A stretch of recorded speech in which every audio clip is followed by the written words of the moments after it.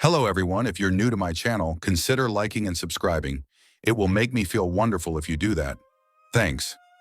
By the way, I also have another Naruto and Luffy fanfiction channel. If you are interested, link is in the description. Never Again by Katakurii. Luffy loses his nakama and gets another chance. He gets sent back in time and gives his powers and knowledge to his younger self. Will he be able to save his nakama? I don't own anything. Adios. Chapter 16 to 5 Days in the Castle. Day 2 in the castle. The first thing Luffy saw when he opened up his eyes were his nakama looking at him, worried. As the boy looked around, he found himself lying on a luxurious bed in a room filled with the same beds. "Oi, where am I?" "You're in the infirmary," Chopper informed. "You were out for 1 day." Blinking up, the Straw Hat rubbed his head. "1 day? What exactly happened while I was gone?" Vivi had so many good things to tell. That was no surprise, since many good things concerning her kingdom happened during that time. "Igaram is well and here," she beamed. "And the royal army made peace with the rebel army, and it started to rain again, naturally. But the biggest news is, Crocodile was arrested and the fact that you defeated him spread like pollen here in Alabasta. You were even declared the new hero of Alabasta. Of course, the Marines tried to cover it all up, but failed miserably. If you want, you can stay here forever." Shuddering about a permanent stay before becoming Pirate King, the 17-year-old waved no with his hands. "No thanks, we'll only stay here for 5 days. But since I've just learned I was asleep for a whole day, that'll shorten the stay to 4 days. Clapping his hands once, the black-haired emerged from his bed.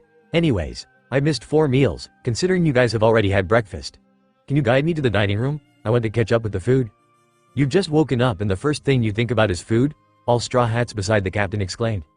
The princess, not a crew member anymore, slightly laughed and calmed the others down. Hey, it's not a big deal, let's go eat something." Listening to the blue net, the pirates did calm down and followed her, showing the way to the dining room. "MMMHHHYAAA, this is good," the gluttonous captain called, filling his bottomless stomach with fine food Igaram's wife Terracotta made. She could definitely say that teen was the hardest challenge in her entire life, even though the son of the most wanted man alive didn't even eat a third of what he ate in his previous life. Zoro slightly smiled in embarrassment. Yes, his captain was embarrassing him in front of the royal family and dozens of guards. Why does he suddenly lose his brain when it comes to food? Some questions couldn't be answered, so thought Sanji, as he didn't question his captain's behavior around food. That didn't mean the smoker didn't ask questions at all. The suit-wearing cook asked Terracotta about Alabasta's recipes, which would be a good addition on his way to the world's best cook. King Cobra on the other hand laughed at the sometimes immature pirate, finding him amusing. He wasn't an all-strict boring person either. Which the royal did prove in the royal bath, where he played around with everyone else inside. Later that night, Nefeltari Cobra invited the future Pirate King in his personal room in order to discuss important matters with him. Luffy just entered the big, noble room. "You called me? Sit down," Cobra said, pointing at a brown leather seat. "I summoned you here to talk to you about stuff. Such as, first, I want to thank you with all my heart for saving our country. Your actions mean a lot to us and our people." "Oh, it was a pleasure. You don't have to thank me about that." "I insist on thanking you." "Well, if that's the case." The elder one's face turned serious, just like he himself. "Second, why did you let Nico Robin escape?" This caught the Straw Hat's interest. "Nico Robin?" "Yes, Miss All Sunday, the demon of Ohara. Why did you let her run away?" The 80 million berry man thought out loud. "Have you ever heard of hockey?" "Hockey?" the Alabastan repeated, wondering how that was related to his question. "Yes, I've heard of it. It's a power strong and powerful people use. What about it?" "Observation hockey allows you to see one's aura. Not only that, it also allows you to see if that aura is evil or not," the intelligent boy explained. "Robin's aura wasn't evil, so I decided to let her go." "Oh, I see," the king muttered. "If she's not evil, then maybe that's the reason she lied to Crocodile about the poneglyph's content." "She lied?" the pirate captain asked, surprised. He hadn't heard of that before. "Have you heard of Pluton?" Vivi's father asked. "Yeah, but only once. It's said to be a super destructive warship, right?" "Yes, a warship capable of island-level destruction," Cobra confirmed. "When I was in the tomb, she claimed Pluton wasn't even mentioned once in the poneglyph, but in truth this specific poneglyph tells the exact location of Pluton and even serves as a manual. I really don't know why she lied." "Maybe because she didn't want Crocodile to have Pluton?" the 17-year-old suggested. "Perhaps she joined Baroque Works to backstab Crocodile and prevent him from finding that warship again. Remember, she's not evil." Alabasta's ruler nodded. "If that's true," he began, "then she really isn't evil, just like you say." Letting out a small moan, the younger black-haired stood up from his chair. "If that's everything you wanted to say to me, may I ask something in return?" "Sure thing, what do you want to ask me?" If you allow me to do so, Luffy started, slightly nervous. May I protect Alabasta with my flag? Nefeltari Cobra almost jumped all the way up to the ceiling. You what? Well, Vivi was my nakama and still is a good friend of me and my crew, so if you don't have anything against it, we would like to protect her home island. But Alabasta is with the world government. The middle-aged man argued. They won't allow you to do so. Dragon's son chuckled. They won't care. I already claimed some islands as my territory and they haven't done anything about it yet. Look at the Yonko. They own countless islands and the world government doesn't hate them for this. They hate them for other reasons. The black-haired king chuckled as well. You're far from a Yonko, don't you think so too? Give me 2 years and I'll become one. The baffled ruler let out, sweat dropping. He had never seen such an overconfident person and never heard such a bold statement. And about the territory thing, I don't demand anything, I'm just doing it for my friend, Vivi, that's all. Not thinking long about it, the caring king, man and father sighed, accepting. Fine. I'll tell the guards to hang your flags around. Hearing that, the rubber man gave the Vivi's dad his bright smile. Shi, thanks, I'm going out now. Good night King Cobra-san. Good night, Straw Hat. With that, the Alabastan sighed again, calling his best men to his office. Igaram, Chaka, Pell, we need to talk. Day 3 in the castle. Over the night, the news on how Monkey D. Luffy claimed the desert kingdom of Alabasta as Straw Hat territory reached the world. In the morning, after waking up, Straw Hat, Luffy received 3 envelopes, which he opened up. The first one was an invitation to an interview by an Alabastan news agency. The interview would be held 1 day later. An interview, Nami stated, visibly excited about it. Are you going to hold it? Of course. The devil fruit user piped up. I have so many things to tell Alabasta's people. Make sure not to tell them bullshit, Sanji joked. I won't. Luffy, Chopper exclaimed, jumping up so that he could see the small hybrid. What's in the next envelope? The second envelope was just containing an updated wanted poster of him and a new one of Zoro. Wanted. Dead or alive. Monkey D. Luffy, 160.000.000 Berry. Wanted. Dead or alive. Roronoa Zoro, 60.000.000 Berry. Sugui, same reindeer exclaimed again, stars in his eyes. Such high bounties, amazing. Yeah. Usopp added, patting his captain's shoulders. I'm proud of you, Captain, show the world how powerful you are. They doubled your bounty, the frightened navigator stuttered in disbelief. Why doesn't anybody say something about my bounty? The green-haired furiously roared cause no one cares about you. The cook said, infuriating the swordsman even more. Says the one with a bounty of 0 berry. The mosshead snarled at his friendly rival, shitty cook. What did you say, shitty Marimo? The blonde yelled, annoyed. The pirate captain rolled his eyes and gave the fighting duo a quick annoyed glance. I'm opening up the third one. He spoke up with a loud, commanding voice, stopping the bickering. To his very surprise, it was an offer for the title of a Shichibukai. Guys, they are offering me to become a Shichibukai. Vivi, who was quiet all the time and only smiled, jumped up from her seat and started shouting in disbelief. What, they want you to become a freaking Shichibukai? No way. But it's true. The future Pirate King stated, supported by his first mate. I told you before, don't underestimate Luffy. She opened her mouth for a second but decided to close it. If you still don't believe me, I can quote the letter. Then he started reading it out loud, to Monkey D. Luffy. From the World Government, Marine Headquarters at Marineford. Monkey D. Luffy, Captain of the Straw Hat Pirates, also known as Straw Hat, Luffy. Due to your recent defeat of the treacherous ex-royal Shichibukai Sir Crocodile, who was the leader of the criminal organization, Baroque Works, which, against the condition of becoming a royal Shichibukai, tried to overthrow the kingdom of Alabasta, a member of the world government, we have deemed you worthy enough to become the successor of Sir Crocodile as a royal Shichibukai. If you accept our offer, your bounty and the bounties of your crew will be frozen and you will be allowed to operate as one of the only government-sanctioned pirate warlords. You will be granted protection by the government as well as several other privileges, which include the use of the government only to ride current, the right to request any government vessel, the ability to earn normally illegal money without government interference, as well as the ability to turn in non-Shichibukai pirates and earn their bounties. Of course, you must pay a price for this position. You will be required to refrain from any activities that go directly against the laws of the world government. In addition to that, if you are summoned by the world government, you must appear within 48 hours. An even greater rule is that you will have to obey every command coming from the government or the Marines. If you go against the government, refuse to carry out your orders, get beaten or publicly humiliated, or resign yourself, your bounty will cease to be frozen again and you'll be hunted just like before. Should you accept, your title will be given to you after your presence at the Marine Headquarters at Marineford. If you are unable to come to the meeting by yourself, a government vessel will be sent to pick you up. Becoming one of the pirates approved by the world government is a great honor and rarely given to rookies such as yourself. However, you have proven yourself to be worthy of that title with your actions in East Blue and now in the Grand Line. Due to your actions, you have gained yourself a reputation practically overnight. Should you refuse our generous offer, your bounty will continue to rise and you'll be hunted down like any other pirate. We're waiting for your answer and hope you'll make the right choice. Vice Admiral Suru. So, Zoro asked with his right brow raised, are you going to accept it? The Shichibukai nomination started laughing very loud. Ah. Zoro, do you really believe I'm going to accept it? The future pirate king won't bow to anyone.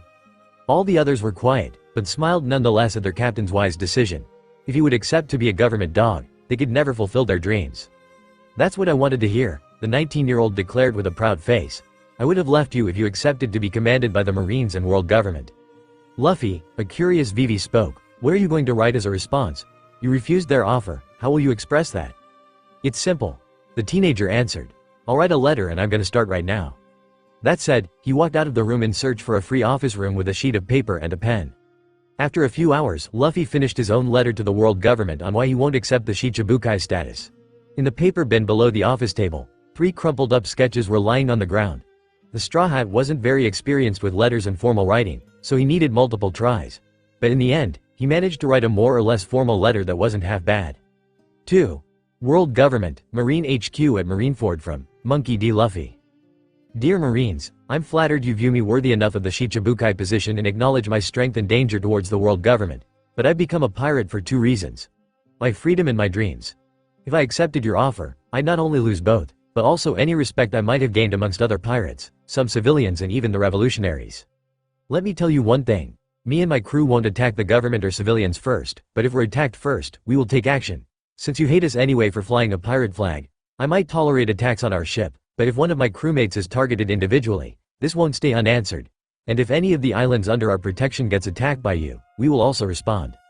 Good luck in finding a good Shichibukai replacement. Monkey D. Luffy, the 17-year-old, put the letter into a fresh white envelope and asked a servant of the palace to send it to the Marine HQ. Oi! The black-haired yelled, storming off the office room after the servant made his way to the post office. I'm hungry, get me some meat. Day 4 in the castle. Hurry up Luffy, your interview is in less than an hour, Nami impatiently shouted at her captain, who was dressing up too slowly in her eyes. Pipe down Ginger, it's not like we have to walk. Zoro snapped at the nagging girl, annoyed. Oi Marimo, talk with some respect to Nami Swan, Sanji demanded, his face close to his rival's one. Shut up Arrow Cook, I talk how I want. Another argument between these two started, with one of them soon grabbing the other's collar. Enough, the future pirate king interrupted the fight. You yourself said you want to look good, yet you're ruining your suits. Choose one, bruises or looking good. Neither one of you can have both. The rest of the time dressing up for the interview went on quiet and neatly. In the end, they all looked well dressed and fine. The males in black, Luffy, Zoro, Sanji, Usopp, and Gray, Chopper, suits, and the only female in a blue and white dress. Yosh, the 160 million berry man exclaimed, walking down the stairs of the royal palace alongside his nakama towards a noble carriage. Let's hold this interview. Countless people gathered in front of the stage where the new hero of Alabasta was going to hold his interview. Even more people watched from their own cities over visual Den Mushies. Beside the Alabastans, a lot of other people would watch the interview too, the Marines, the revolutionaries, the underworld emperors and powerful pirates, since that was an international broadcast. When the Straw Hats arrived in their carriage, the reporter ordered silence among the spectators, waiting for his guest to sit down. Microphones placed on the table separating the sleek black-haired man with an elegant mustache and the straw-hatted pirate would send out everything these two would say over large speakers to the curious people in front of the stage. Welcome to your interview, Monkey D. Luffy. How are you today? The reporter in a black and white striped suit greeted Garp's grandson. I'm fine, thank you. The well-known young pirate responded in a friendly manner. Tell me, how does it feel like, being the hero of Alabasta? Sorry to disappoint you, the rubber man in Terra hero. How so? The mustached man asked, confused. Look at this. You have a piece of meat. A hero shares the meat, but I want the meat for myself. I'm not a hero. Sweat dropping, the interviewer asked the boy in front of him a critical question regarding his view on a hero. Is that how you describe a hero? Yes, although Alabasta's people will still see me as their hero. I'll give you another example. If I accidentally beat a Yonko, which honestly won't happen anytime soon, I'd have to accept the position, even if I don't want to. My dream is to become Pirate King, not a Yonko. The point is, if you are given a title you can't reject, You have to live with it, even if you don't want to or don't see yourself as it. Sweat dropping once more, the pretty perplexed Alabastan decided to change the topic. Straw Hat Luffy, we've heard you are on friendly terms with Alabasta's royal family, especially Princess Vivi-sama. What exactly is your connection to her, and how have you met her? Well, the tallest Straw Hat began, it's a long story. At first we were enemies, considering she worked for the criminal organization Baroque Works. After we found out she was just infiltrating Baroque Works to find out who threatened her country and some Baroque agents tried to kill her in front of our eyes, we decided to protect her. During our journey over 2 islands, she and us got very close and eventually we decided to take her in as our nakama. Because Vivi was our nakama, we of course decided to help her out. Later, on Alabasta, me and my crew fought Baroque Works to stop them from taking over her country and won. Basically, that's the short summary on how we met our nakama Vivi. Interesting story. The amazed man remarked, changing the topic again. Yesterday it was made official you declared our country as your territory, can you explain why? I did it mainly for Vivi, but also for her people. As Straw Hat territory, Alabasta is directly under our protection, so if someone wants to harm this country or its people, they'd have to go through us first. Do you have other islands under your protection? Yes, several islands in East Blue and Drum Island on the Grand Line. There are 2 interesting facts about those islands. First, 3 or 4 if we count Vivi, out of 5 or 6 out of my nakama have their home islands protected under our flag. Second, most of these islands have once had interactions with evil pirates. The other 2 are special cases. Okay, I have 2 questions regarding your second fact. First, elaborate what an evil pirate is to you. Second, what do you mean with special cases? To me, there are 2 kinds of pirates, the evil ones and the good ones. Evil pirates are just being and attacking civilians, causing harm to others. They are ruining the reputation of good pirates, who are just being pirates to be free, chase their dreams and go on adventures. I dislike any pirate or person in general who hurts civilians. I like your view on pirates, Luffy-san. Say, do you like civilians? Well, yes, I like civilians and want them to believe not every pirate is bad, although most are. I adore good-hearted civilians, but hate bad ones who have fun harming others. All civilians in the world, don't worry, me and my crew would never attack you. Good job Luffy-san, you're a good example on how to be a good pirate. And what do you think about the Marines? The Marines will hunt me and try to kill me anyway cause I'm a pirate, a dangerous criminal. But there are differences in my thoughts about Marines. I respect Marines who really care about protecting the innocent and taking down bad guys, but I loathe corrupt Marines or those who won't think twice about sacrificing innocent lives for the sake of absolute justice. Always keep in mind that not every Marine is good, just like half the pirates are total assholes. You know what, Luffy-san, I never thought I'd like criminals, but I'm making an exception on you and your crew. Thanks, I recall you asking about the special cases? Ah, yes of course. What are those special cases exactly? One island was targeted by an evil Marine, Commodore Nelson Royale. But he's no longer a threat, since that fat ass is sleeping with the fish right now. The interviewer shivered a bit. Sleeping with the fish? Don't tell me you've killed him? It's easier to understand than you think. I sunk his warship, but he sunk with it. Why? That bastard was fatter than Yonko Big Mom herself, so he couldn't escape the sinking warship. In short, that was only indirect murder. Indirect murder? How do I express this?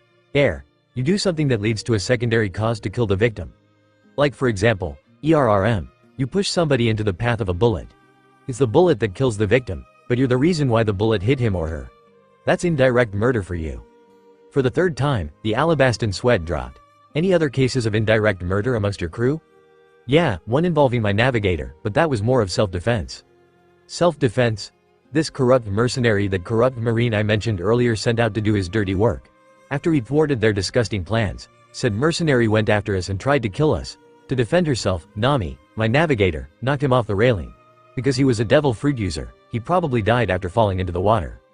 Ah, the reporter said. I understand, and what's with the other special case? It's more of a holiday island. If we wanted to have a few days off from civilization, we could go there and enjoy our stay in the beautiful nature. Good island, East Blue. If anyone wants to go there, I'm fine with it. As long as no one harms the goats there of course. Thank you for clarifying. Now, would you mind telling us about your crew? Finally, I was waiting for you to ask that. First, there's me, Monkey D. Luffy, the captain. I ate the Gomu Gomu no Mi and my dream is to become Pirate King. Second, there's Roronoa Zoro, the 60 million berry man you probably know by now. He's the first mate and his dream is to become the world's greatest swordsman. Third, there's Nami, our navigator. Her dream is to draw a complete map of the world. Fourth, there's Sanji, our cook.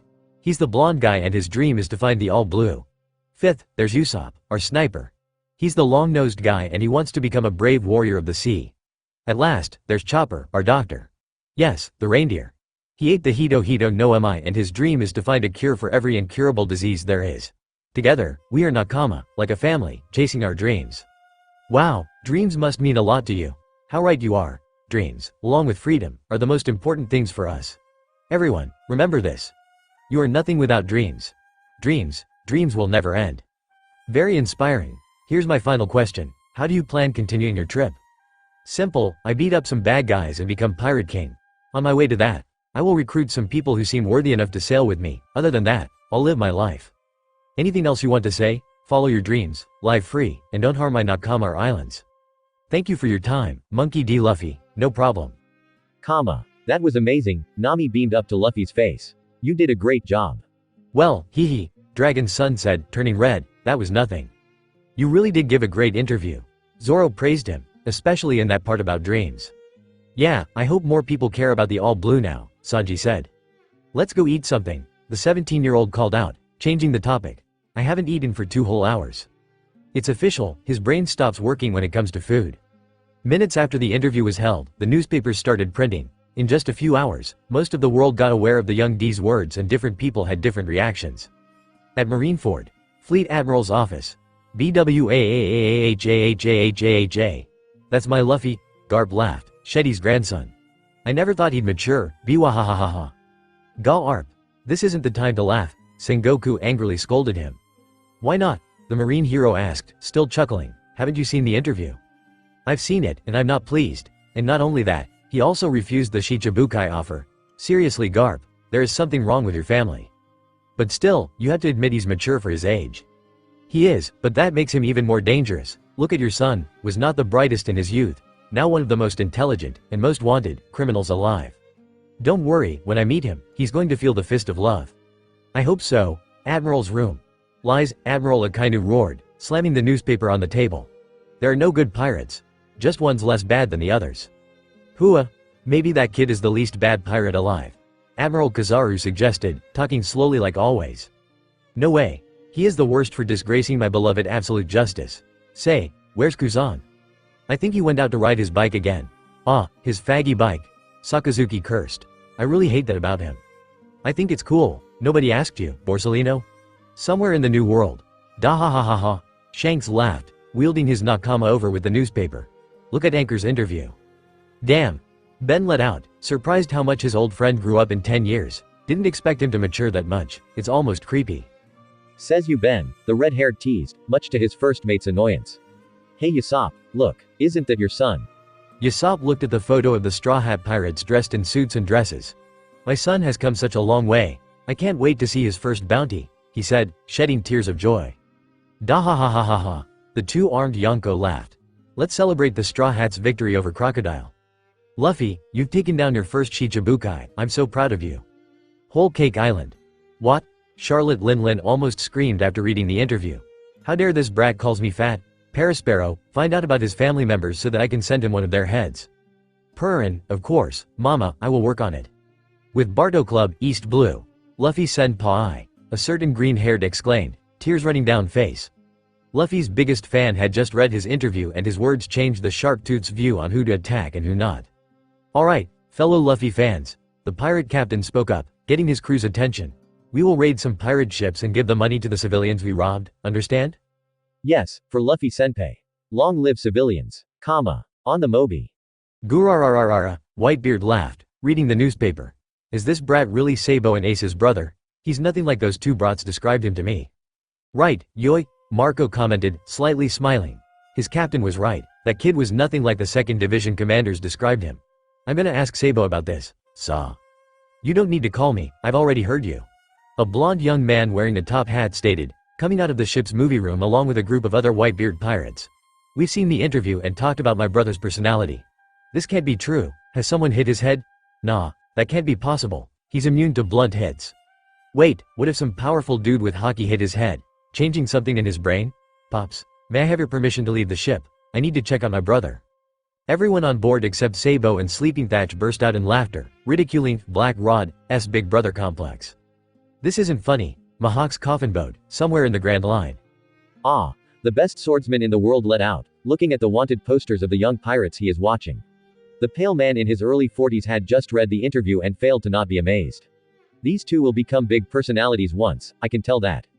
Good job Roronoa Zoro. I expect nothing less than this if you're going to surpass me. Revolutionary Army Base, Baltigo. Monkey D. Dragon stared intensively at the newspaper in his hands. He could definitely say he was proud of his offspring, being that mature at this age. Luffy, you're making your father proud. Your wanted posters, your bounty, your wisdom, your strength. If I fail with my goal, you could definitely fulfill it. Dragon-san. A young woman with short blonde hair exclaimed, storming into his office. There are big news. Marine activities have increased around this area and Ivankov-san is calling you. Ivankov, you say? Bring me the Den Den Mushi he's calling me on, koala? Right away, Dragon-san. 3 hours later, when it was evening, Luffy called his nakama and Vivi into his room. The pirate captain called them in to be with him while he calls the number his older brother gave him before leaving. Everyone, I'm calling Whitebeard. What? Everyone else exclaimed, Vivi shuddering in fear. Whitebeard? The Whitebeard? One of the Yonko and the strongest man in the world? Nami acted straight and hit her captain on his head. Are you mad? You can't just call a Yonko, it can't be that easy.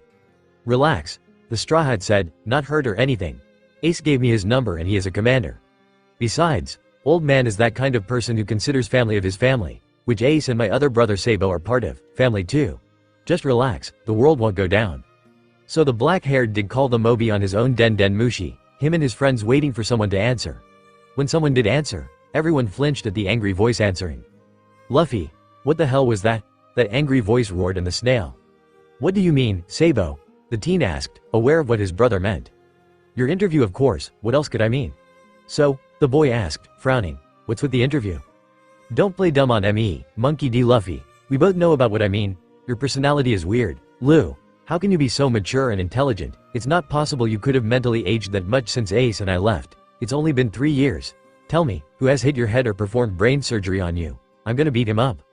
The kid burst out in laughter. Ha ha ha ha ha ha, you sound like Ace.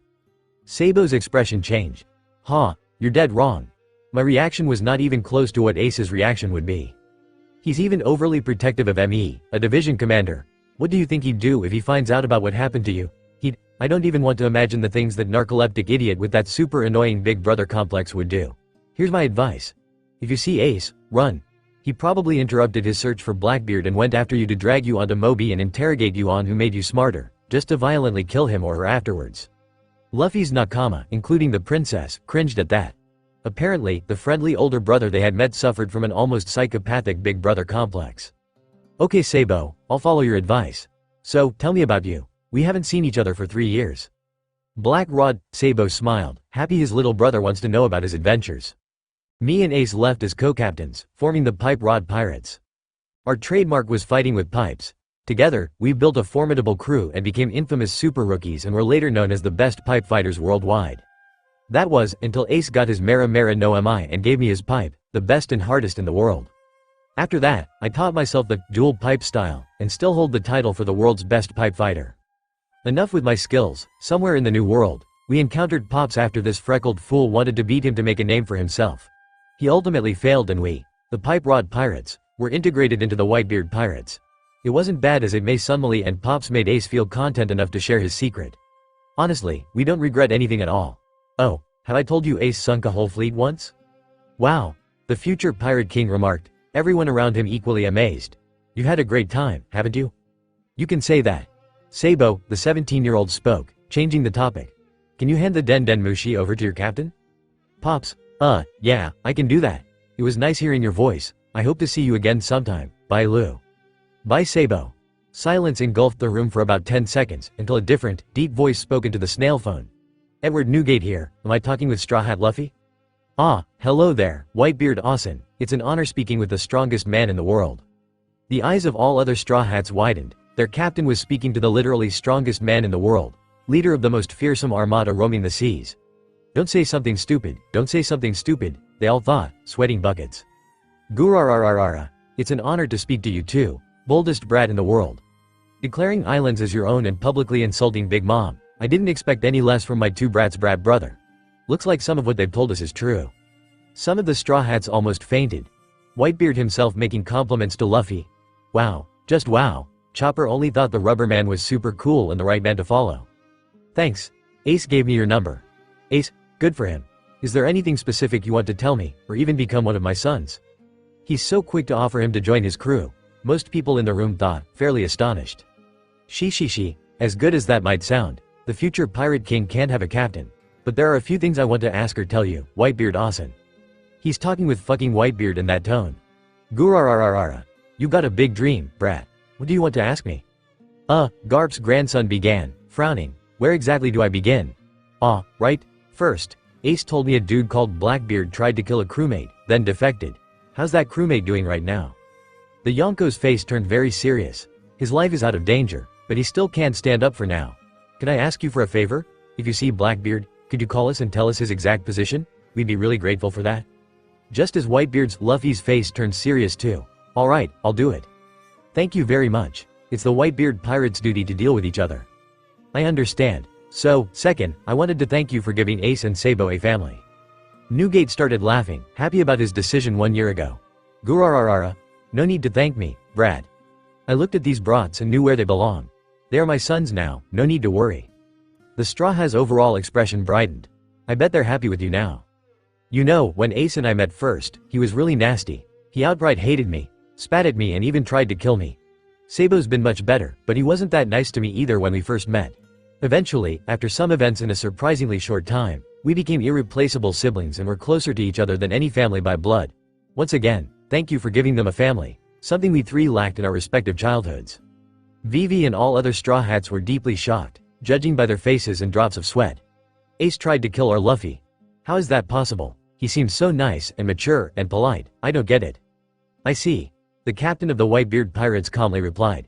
Your gratitude towards me must be great. Is there anything else? Yes. Do you have the number of Shanks, that red-haired brat? The gigantic human repeated, not extremely fond of his fellow Yonko. What do you know about him? He's calling red-haired Shanks a brat, incredible. I know him from my childhood. Before I met Ace, he lived in my home village for a year. The straw hat I'm wearing was his parting gift before he left. He told me to give it back to him once I become a great pirate. Whitebeard could really say he was surprised. For years he'd been wondering what happened to the brat's hat. And now he got his answer. Fine, I'm gonna tell you his number. Listen, it's... Thank you for everything, Whitebeard Asen. Hear you next time. Hear you next time too, brat. Clank. How did you like my first talk to Whitebeard Asen? The new super rookie asked his nakama, smiling wide and childishly. Thump, asterisk, Vivi? Nami exclaimed, staring at her passed-out friend in disbelief. It seemed like the sensible brunette passed out due to the too high level of badassery of her former captain. Wow. Zoro quietly muttered, totally bewildered by his captain. I've never seen someone fall unconscious due to sheer badassery. At least 30 minutes later, a servant from the royal castle rushed into the room the Straw Hats and Princess Vivi were staying with his own Denmushi. Straw Hats, Vivi-sama, someone's calling. Give me that. The pirate captain said, stretching out his arm to pull over the snail phone to him. Bri clank. Hello, it's me. Gahahahahaha, Bon Kure exclaimed, acting like a true friend of the Straw Hats. Oh, it's you. Dragon's son spoke, not impressed or anything. What do you want, Mr. 2? You're strong, Straw Hat, I was impressed. The Okama told with a friendly and extremely goofy voice. And don't call me Mr. 2, if this signal is caught by the Marines, I'll be in trouble.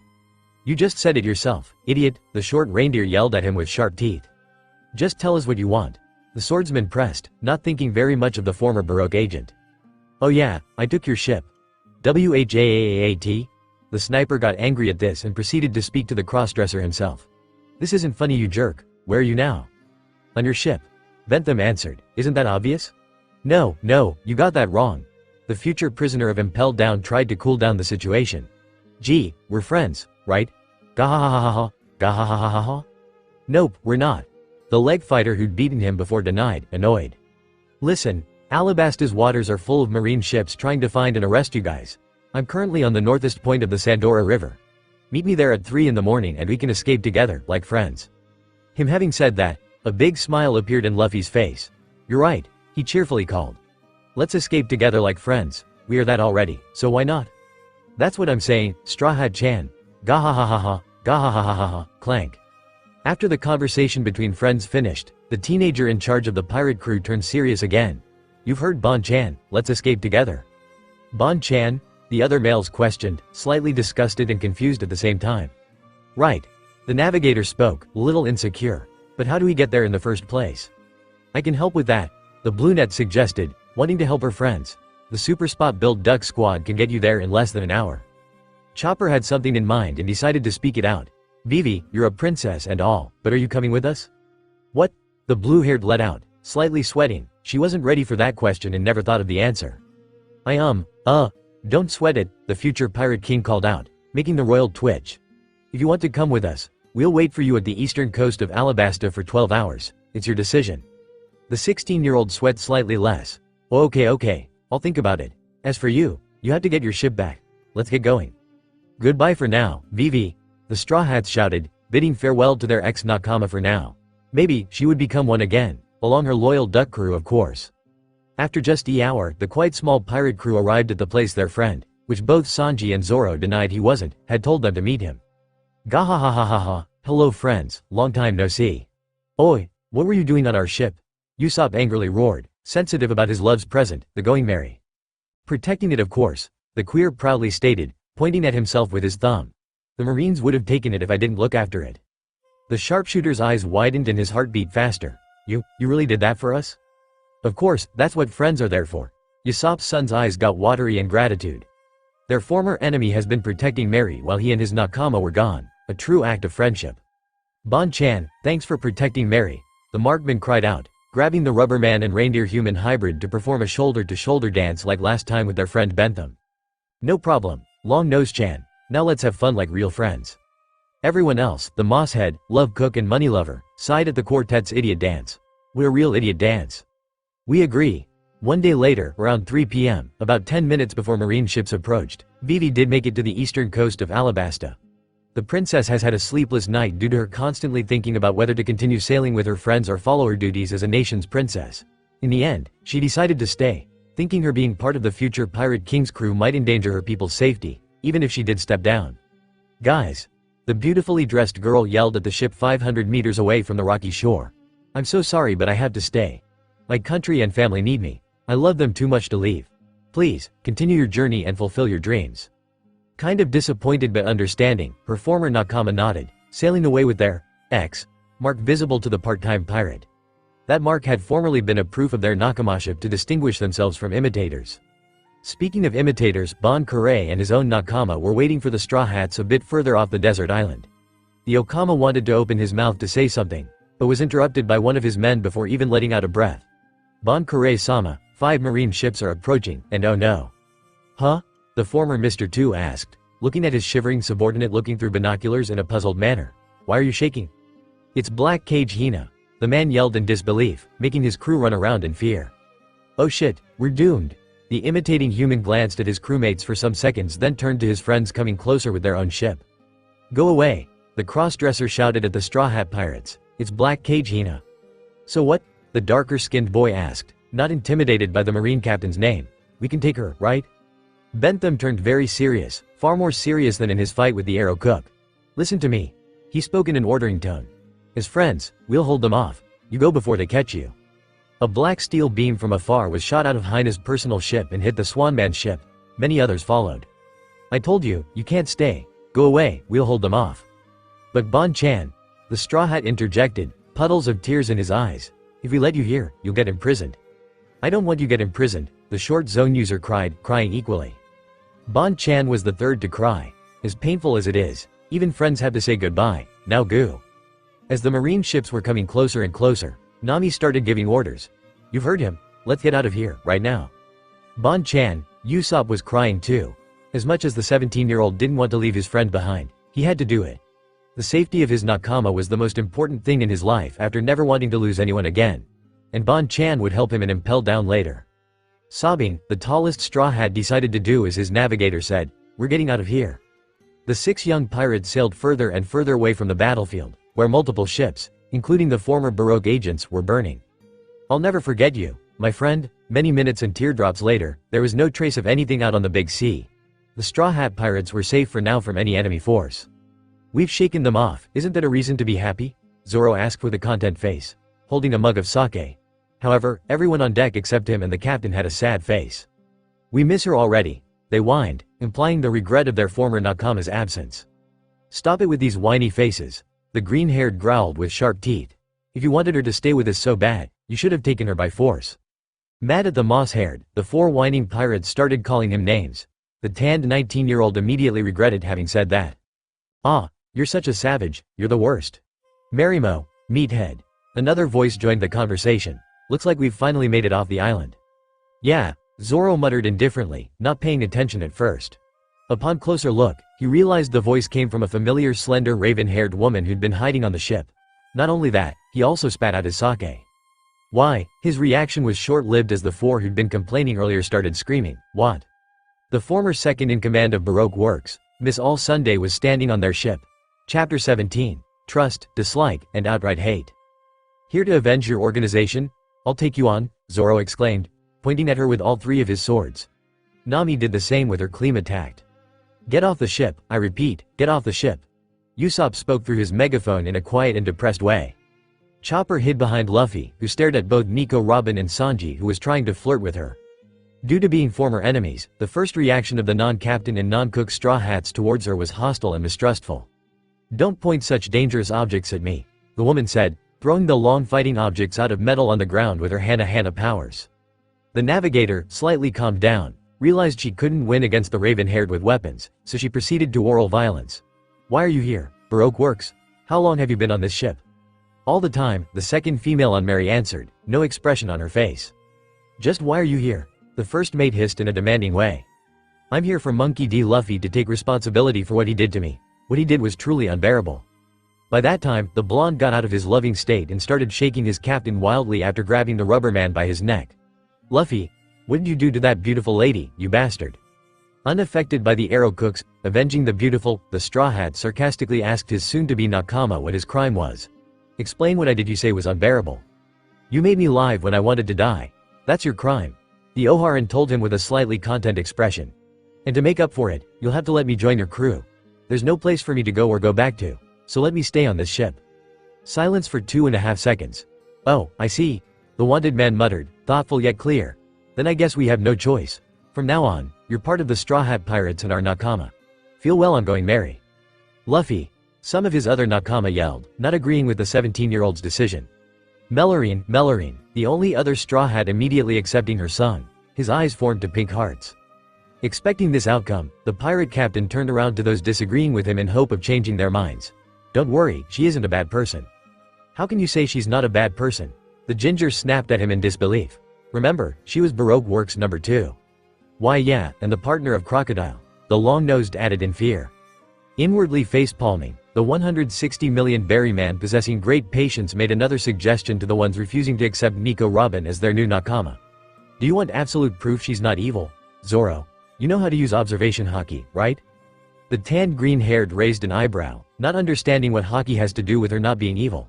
Yes, but could you tell me what this has to do with that? Easy. The laid-back pirate captain answered. Close your eyes and look at her aura. Tell us whether her aura emits evil or good energy.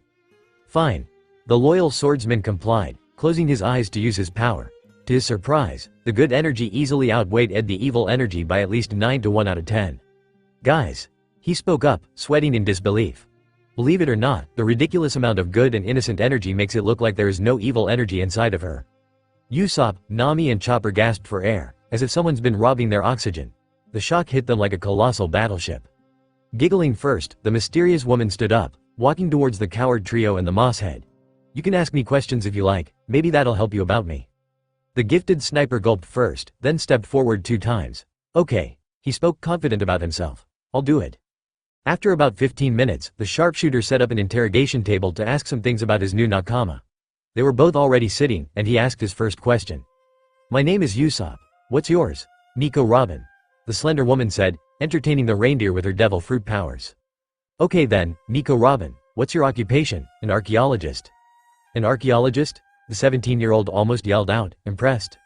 I come from a long line of archaeologists. I see, that kind of family, huh? Meanwhile, Zoro was secretly observing the interrogation from behind the mast, thinking, what the hell? He didn't quite trust the tall woman, thinking she acted way too innocent to be trusted.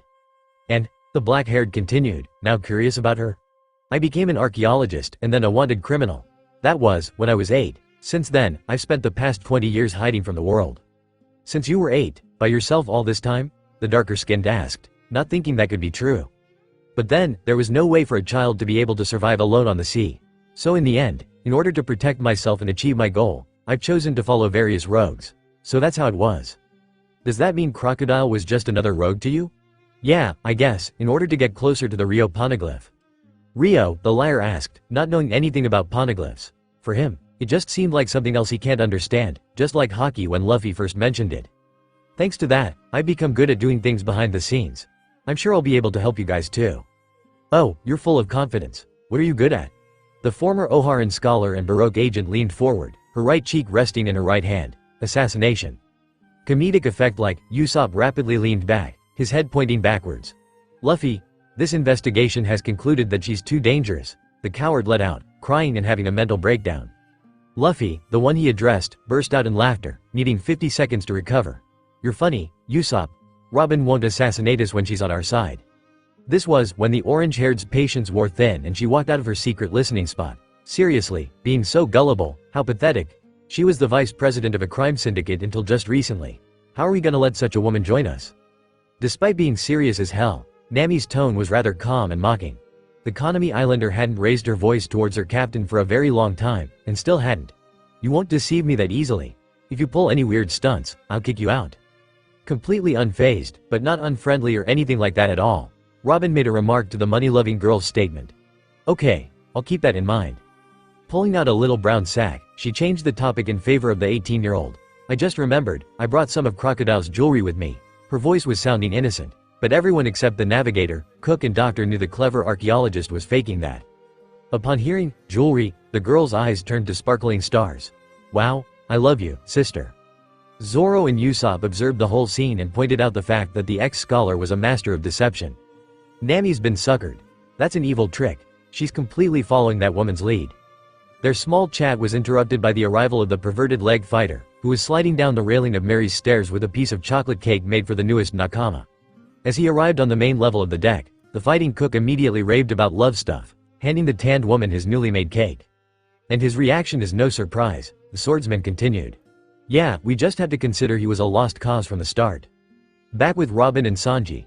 Should I call you Robin-chan, or should it be Robin-san?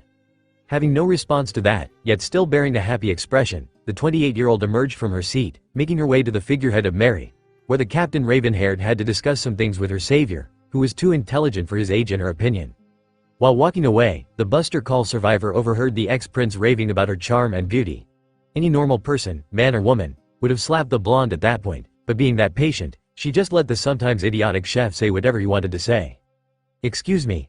The so far youngest D turned his head to the passionate reader, who'd approached the most wanted man's only son. Oh, what's the matter? Tell me, why did you trust me immediately, when almost everyone else reacted in a hostile manner to me? It doesn't make that much sense for me, Captain San. The thoughtful woman wanted to know. Nobody else except the young moss-haired vice captain who was standing 15 meters away from the pair listened. Therefore the highly intelligent woman with a tragic past talked to her captain honestly and in a way only intellectually grown-up people would talk.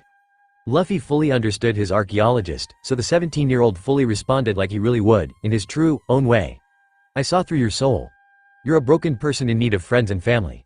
Many people have had a sad past, me included. I accepted you without hesitation because I can relate to you. Trust me, nobody should be alone. What the straw-hatted teen said was so correct in her eyes. Hearing that response, the Paramecia user's eyes turned shiny, but not watery. As for the others, the pirate captain continued, they'll learn to trust and accept you soon enough, don't worry that much about that. Captain San, Robin murmured, emotionally touched and the surface of her blue eyes now wet. It had been a long time since someone truly trusted and accepted the 79 million berry woman. Oh, and you don't have to add San at the end of our occupations, our very names are enough. With that, the boy wearing his captain's coat made his way to the galley in order to have lunch. After the black-haired was far enough away, the swordsman approached the 9-year-older woman to speak to her about something. In a way, he could definitely tell his second best friend and captain wasn't wrong, but on the other hand, he didn't trust his new nakama that much. Let me be clear. Roronoa Zoro spoke. If Luffy accepts you, I'm gonna accept you too. That doesn't mean I'll be trusting you from the beginning. Do something for our crew, your nakama, and maybe then I'll trust you.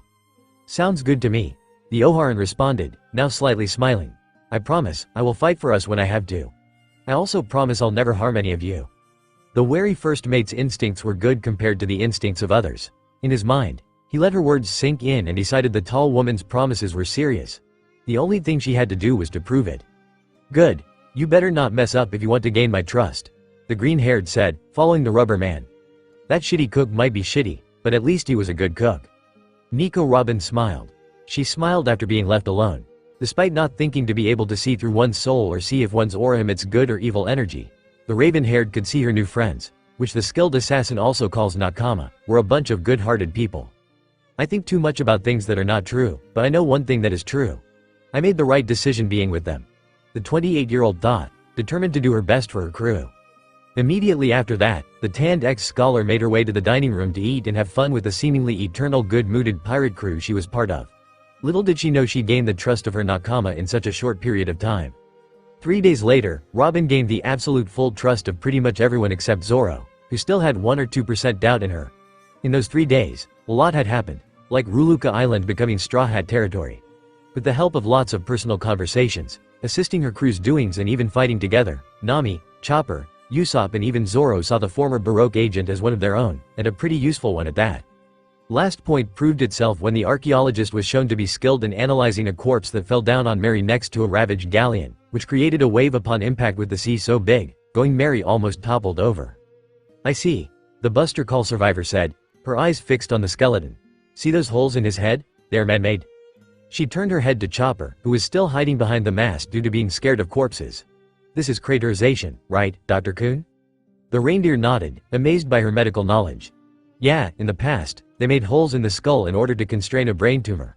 But that's a medical technique from very long ago." "That's right. It's been at least 200 years since he died," the joint most intelligent Straw Hat observed. "He was in his early 30s. He fell sick while traveling the sea and died. The reason his teeth remained in good condition compared to his other bones is because tar was rubbed onto them. This custom is characteristic of some areas in the South Blue. So considering history, that was a ship for an exploration party from the past. Here it is.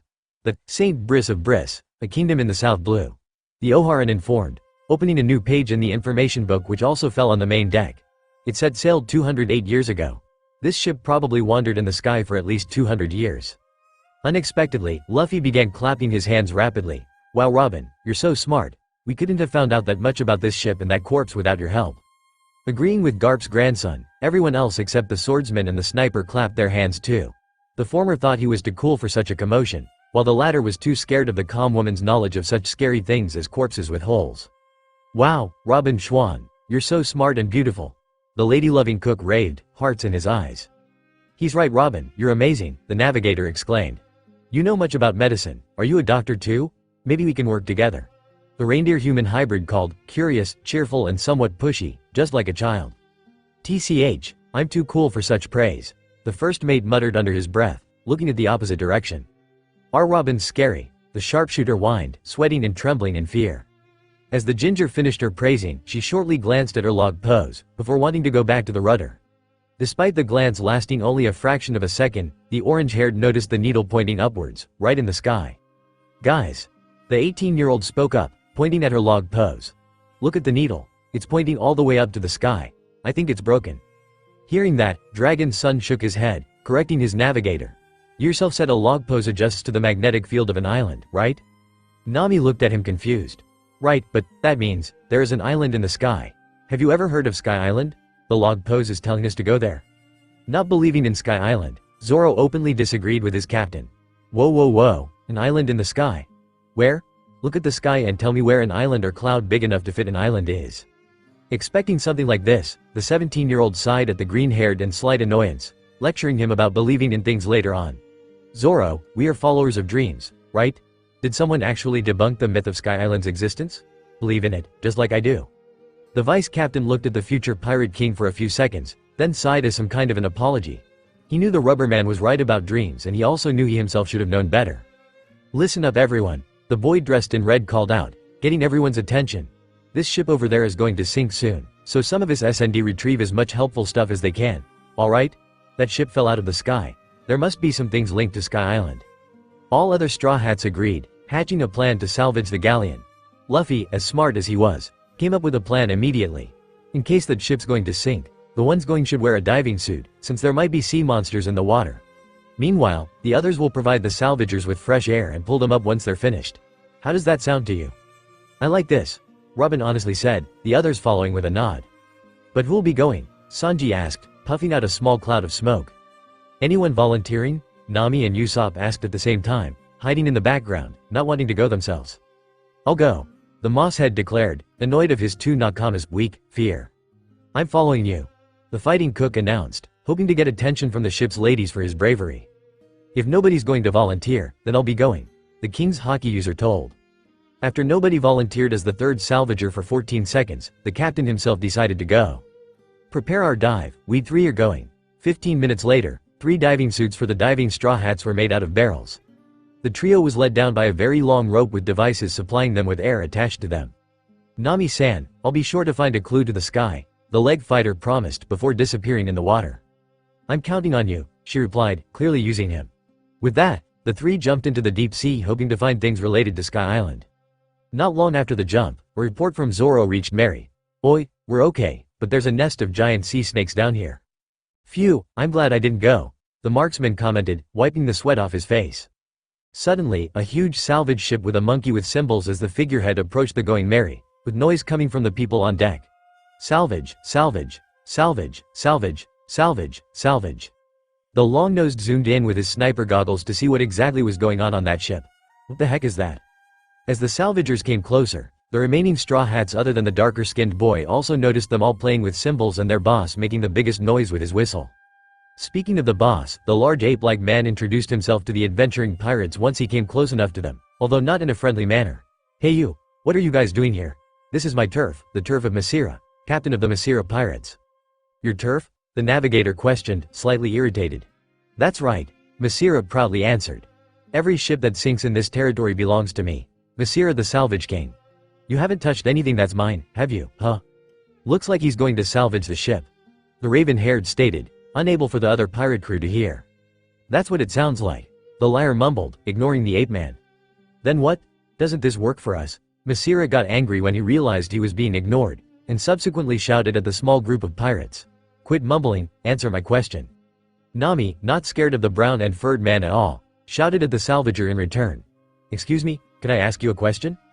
Unexpectedly, the salvager pirate turned goofy and allowed the girl to ask him a question. You're asking me a question? That's fine, ask me anything. It looks like you're going to salvage the ship, is that right? Looks, the large man chuckled, suddenly changing the topic. Hey, do you find me that monkeyful? Monkeyful? That means handsome. Do you think I am? Quickly sweat dropping, the ginger lied. Yeah, Masira, thinking she really meant it, got flattered and blushed, despite already having red permanently blushed cheeks. Oh, come on, stop it. But there isn't such a word, is there? Usopp muttered, sweat dropping just like his younger female nakama. So, are you gonna salvage it? Of course, the monkey-like man replied, now proud again. If there's a sunken ship in front of me, I'll salvage it. If it's on the water, I'll sink it and salvage it. I'm that kind of a man, there's no ship we can't salvage. Suddenly, some of Masira's men were thrown out of the water, badly injured. All Masira pirates were shocked by this. Boss, there's trouble. The members who went into the sea to set the cradle looked like they were beaten up by someone. What? Are you saying there's someone down there in the sea? The ship's best salvager exclaimed, turning around. This isn't good. Usopp's son muttered, who, just like the other straw hats, heard the whole thing. Infuriated, the brown man turned to the pirates in the smaller ship carrying a menacing expression on his face. Hey, you guys. Both the orange-haired and the curly black-haired panicked, waving with their hands as a sign of peace and surrender. Ah, well. There's someone in the sea. Be careful, okay. Good thing he's an idiot, the cowardly sniper thought, dropping some last drops of sweat. Deeper down, the monster trio reached the wreck of the St. Brice. It was their mission to find objects related to Sky Island, and they were serious about it, really wanting to go to the legendary Sky Island. Yosh, let's start searching, Sky Island is waiting. Agreed, the third and second strongest straw hats said, splitting up. Luffy explored the middle part of the galleon, Sanji the left part and Zoro the right part. During his search, the Straw Hat found 2 things linked to Skypia and Upper Yard, a map of Skypia and an old, broken waiver. Nami will be happy about this, he thought, continuing his search. 5 minutes later, the 3 gathered at the place Sanji was searching. The blonde didn't find that much, just some treasure and beautiful shells he'd give to his favorite orange-haired in exchange for attention. The green-haired had also found something, but that was only a live octopus attached to his diving suit's head part. Previously, the swordsman also found some old swords, but they shattered immediately after being pulled out of their sheath, which seriously annoyed the 19-year-old. And, have you guys found something related to Sky Island? I did. The rubber man informed them, making the often arguing duo feel slightly disappointed not to have found something they've looked for. All of a sudden, the ship violently trembled, greatly surprising the three inside. In truth, the cradle which the Masira pirates would use to lift the shipwreck up was merely set, nothing else. The three were even more surprised when a massive amount of air was blown into the ship, creating a huge bubble on the inside. Now that they had enough air, the temporary salvagers decided to take off their diving suits. "We don't need these barrels anymore," the 17-year-old said, stretching out his arms at the feeling of being free of that tight diving suit. "It's amazing they pumped in this much air." The Vinsmoke spoke, thinking it was their crew who did that. One sudden thing after another. An unknown force shattered the already fragile walls of the wrecked galleon with a punch. Once it was revealed who that force was, a large brown ape-like man with a permanent blush wearing an orange jumpsuit with a Pikachu logo on it. That force started yelling at the normal humans. "Who the hell are you, invading my turf?" The black-haired, as well as his two nakama, stared at the angry monkey man in disbelief. "A monkey? What's a monkey doing here?" Just like before, the large, furred man turned goofy, blushing, although that was difficult to see due to his permanent blush. "What, am I that monkeyful?" "Monkeyful?" The ex-prince and the future pirate king's right hand exclaimed, their eyes bulging out, wondering who could have made up such a stupid word. "Monkeyful means handsome, do you find me that?" "No." A short and simple response like that was able to and turn him emo for a few seconds. Nevertheless, he got up like a man and turned serious again. "So, what are you doing on this ship?" "We're salvaging it," the Straw Hat responded, not thinking of any consequences. The very animalistic human turned angry again, yelling at the adventurous pirates. "Salvaging? Hell no, I'm gonna salvage it." Zoro drew a blade, Sanji got in his fighting stance, but their captain stayed calm. They weren't really going to salvage the ship and a fight would be unnecessary, so the boy walked up to the ape-like man and glared at him in a non-threatening way. "Calm down, we're only taking the parts linked to Sky Island, not the whole ship or anything. If you want the ship so bad, have it, we don't care." That caught Masira's attention, who didn't furiously look at the Straw Hats anymore. They'd actually make him curious. "Sky Island, you say?" Sighing in annoyance, the swordsman also walked up to the salvager pirate in order to berate him. "Look, you're free not to believe in Sky Island. You can also laugh at us, but you won't be able to convince us Sky Island doesn't exist." Yeah, Zeph's adoptive son added, sharply disagreeing with the Jaya-based pirate. "We believe in Sky Island, going there is our dream. Something one will never manage to accomplish is stopping us from dreaming. You get that, shitty monkey." It was the brown-furred man who stepped backwards after that exchange of words. Sweating, he held his hands in front of him as a sign of peace and surrender. No, I won't laugh at you for believing in Sky Island. It's actually quite the reverse. I believe in Sky Island too. Have your stuff. I'm letting you. Oh, and I know someone who might tell you something about the legendary Sky Island. Do you want me to get you to him? I think he'll be happy to see someone believing in the same thing as him. That someone must be Cricket Asen, the 160 million berry man thought. Yeah, okay, show us the way. Fine. The really talk active man said, bowing down. My name is Masira, by the way. Nice to meet you. It's an honor. Garp's grandson returned the honor by stretching out his hand. Monkey D. Luffy, future pirate king. Nice to meet you too. I'm Zoro.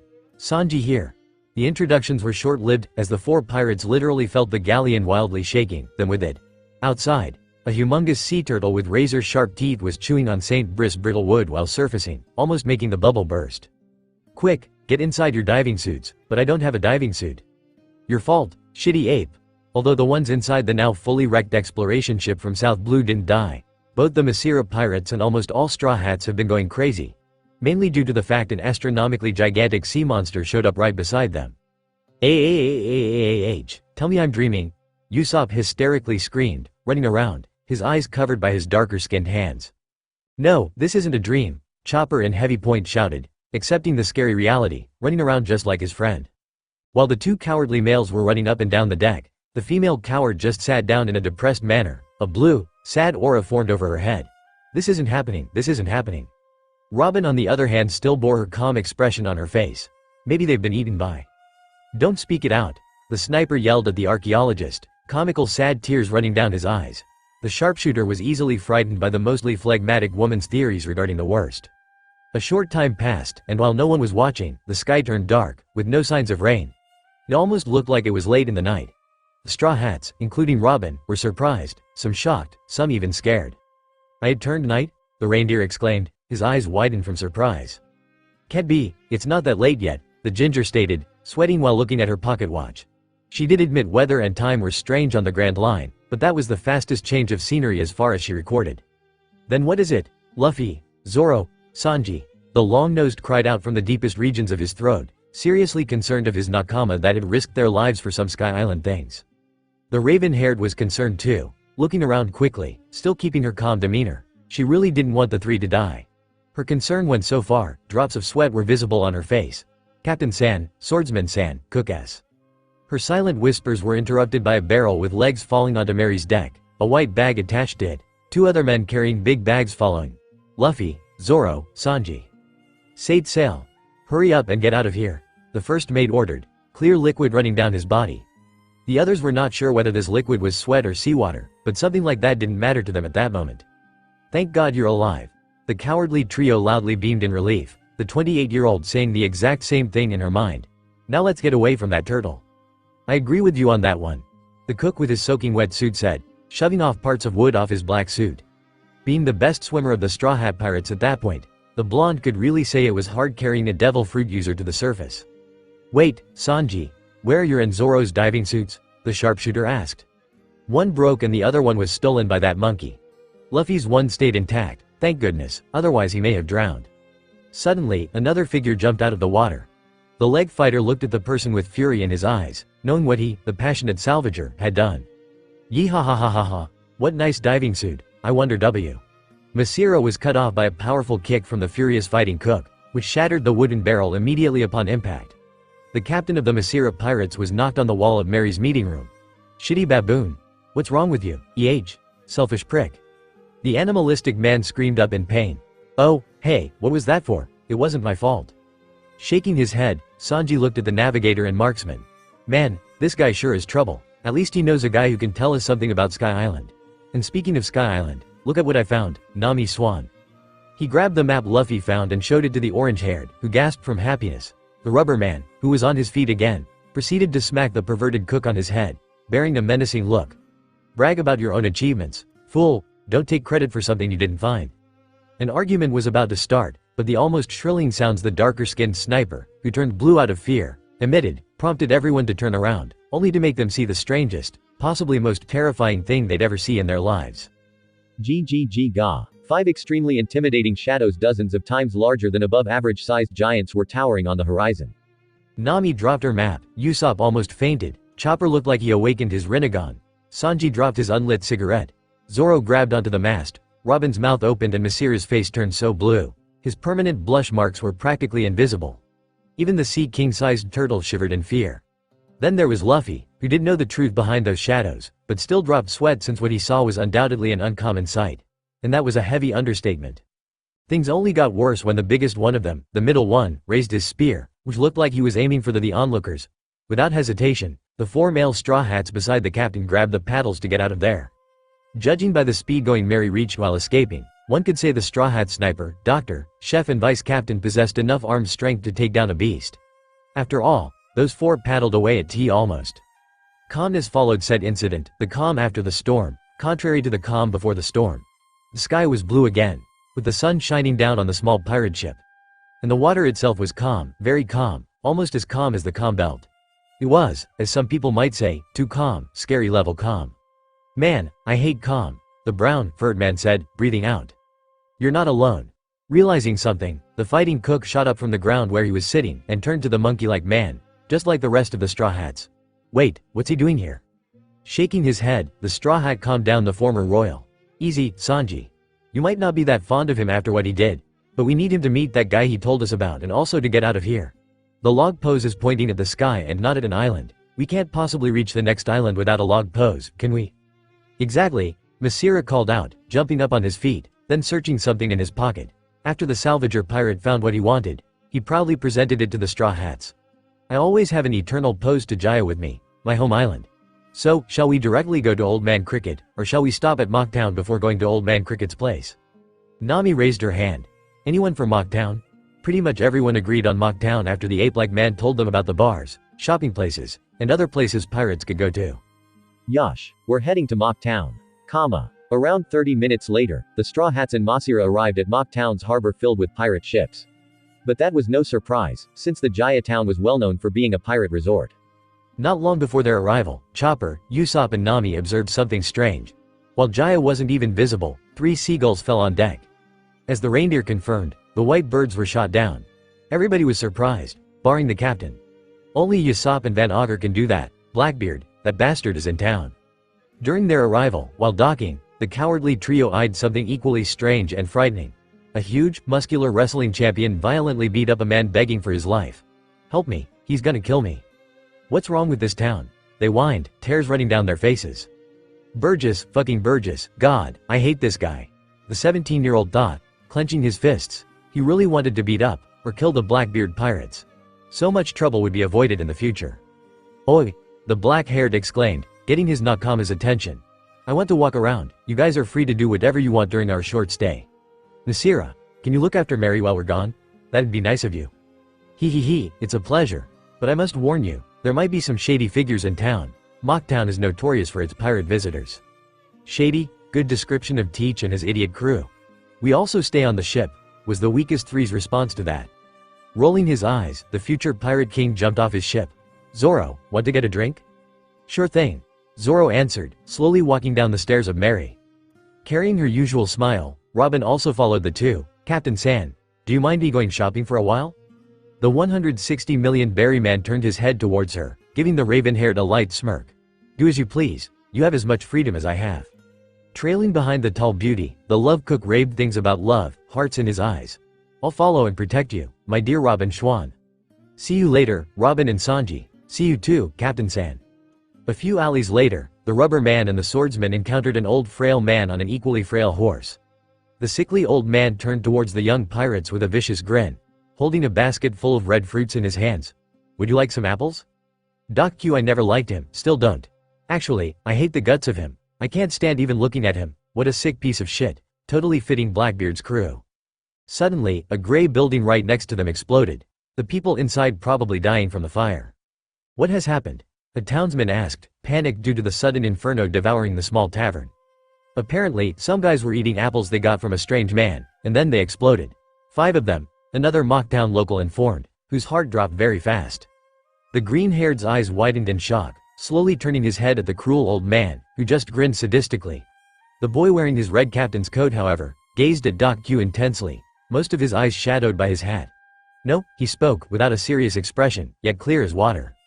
After that, he walked away, prompting his first mate to follow him, still shocked. "Holy hell, what did I just see?" the tanned moss-haired thought, shaking his head after that to forget it, despite all this being something not easy to forget. There they were, Mocktown's most famous pub. As Luffy and Zoro entered the bar, many pairs of unfamiliar eyes stared at the two infamous pirates. Neither one of them bothered reacting to those stares and simply walked straight forward to the counter in order to sit down, the younger one right next to an abnormally large black-haired man with dark skin, Blackbeard. "Oi, old man, get me a good amount of sake and a big T-bone," Dragon's son demanded. The bartender complied, going to the kitchen. "Get me some sake too," the sake-addicted first mate added in the same tone. Noticing all this, Marshal D. Teach slightly turned his head at the two, a surprised and interested look on his unshaven face. "What's that?" "Those two there have uncommonly strong wills, especially that Straw Hat boy." "Wait, yeah, the Straw Hat. Where have I seen it before?" "Roger, Shanks, is that their successor or what?" he mused, being absorbed in his thoughts. "I think I have seen that kid before, but where? A, B, C, he's that rookie who defeated Sir Crocodile. Holy shit. I have seen his damn interview and didn't recognize him on an instant. He has a exceptionally strong hockey, that's for sure. Wonder how good he fights, though. Definitely better than Commander Ace or Sabo. Probably even Marco, I can tell that far." Little did the former Whitebeard pirate know the Straw Hat was thinking about him too, except not in a positive way. Blackbeard, Teach, fat ass, ugly mofo. I could call him by all these names and he'll still be the same fucking person. He let Ace die, he killed Whitebeard, Thatch, and lots of other good people in the old time. If I killed this asshole right now, so much of his bullshit would not happen later on, and the world would be happier. Teach finished eating the last piece of his beloved cherry pies. The captain of the Blackbeard pirates emerged from his seat, which was proportionally very small compared to his buttocks, and made his way out of the pub after leaving behind some money for the bartender currently delivering the other pirate captain's steak. At the exact same time the logia left, a new individual came in. A tanned blonde man wearing a blue captain's coat, his loyal crew following him without question. For the darkness human, the new pirate was suspicious, a very high level at that. He, the stronger one of them, activated his observation haki to see the newcomer's beliefs, dreams, goals and ambitions. The New World veteran was greatly disappointed in the rookie after learning about his personality. No way this guy can ever be a great pirate. A disgrace for the entirety of piracy.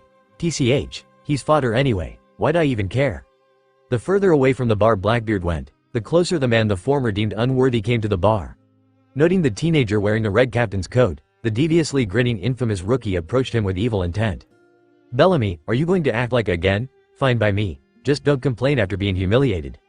"Kid, what's a brat like you doing in my FA my favorite sake?" Luffy, not offended by Bellamy at all, glanced at him for a second before minding his own business. Bellamy felt the urge to punch the kid, but refrained from that. Instead, he asked the younger one some things about being a pirate. "So, what's your bounty? Shouldn't be that big." Chewing the second last piece of meat, then swallowing it, the 17-year-old politely answered his question. 160 million. Why? I don't like to brag. Angered by this, the rough captain of the Bellamy Pirates slammed his palm on the counter, yelling at the hockey user. 160 million? Don't take the piss out of me. The violent man calmed down a bit, breathing out heavily. A lanky weak-looking boy like you could never have a bounty that high. Garp's grandson tried his best to make a naive, innocent face only for the sake of pissing the spring human off even more. You know, judging the strength of someone on the grand line based on his or her appearance can cost you a head very quick. That was it. Veins popped up on the proud rookie's tanned forehead, and the same teeth were clenched. Are you making fun of me? Still bearing his innocent look, the rubber man responded nicely. No, not at all. I'm just giving you free advice, that's all.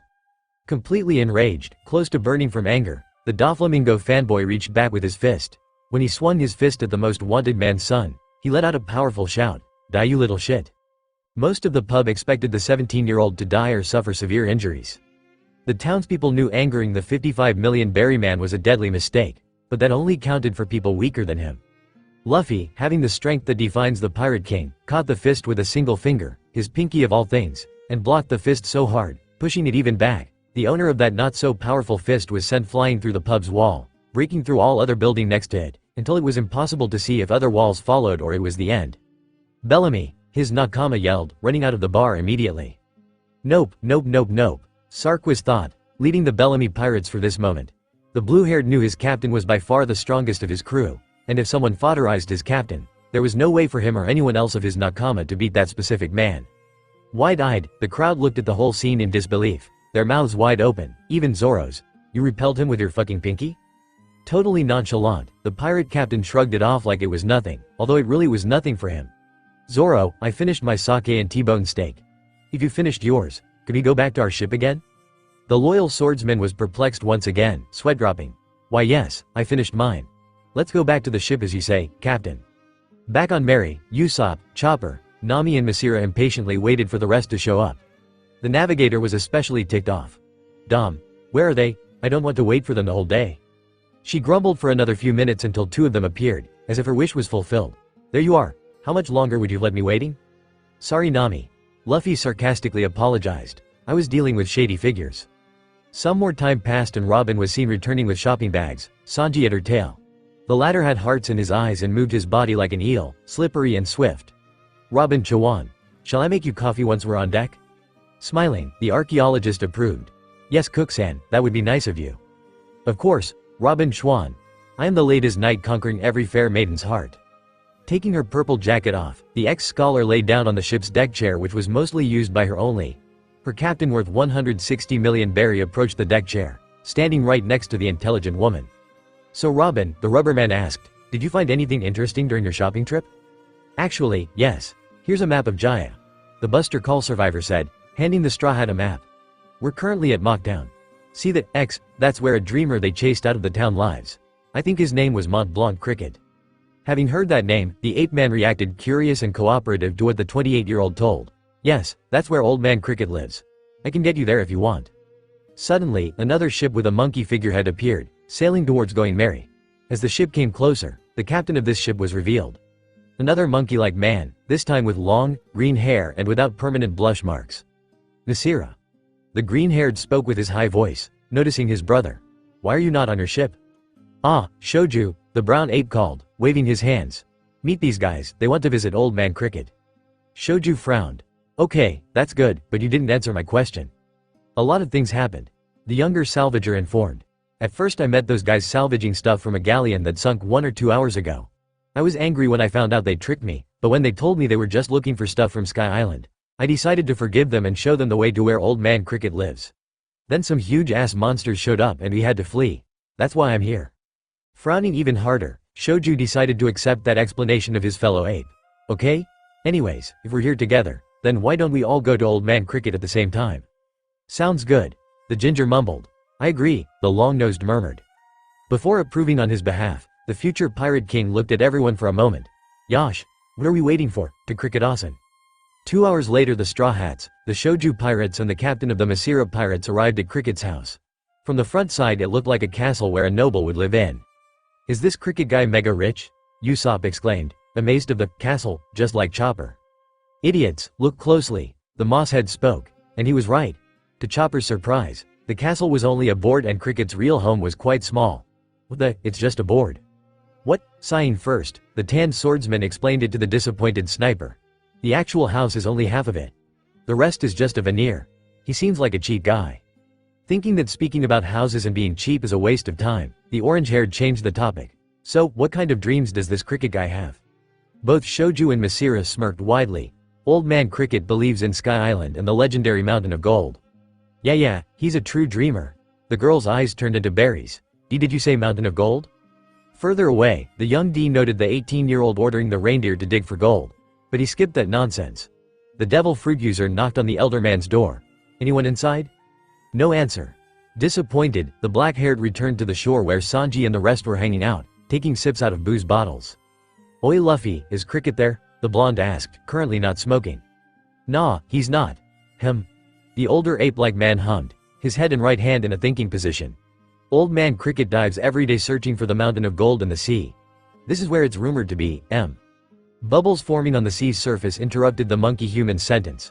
A blonde man with a chestnut on his head came out of the water. Damn it, the older man cursed, still didn't fight it.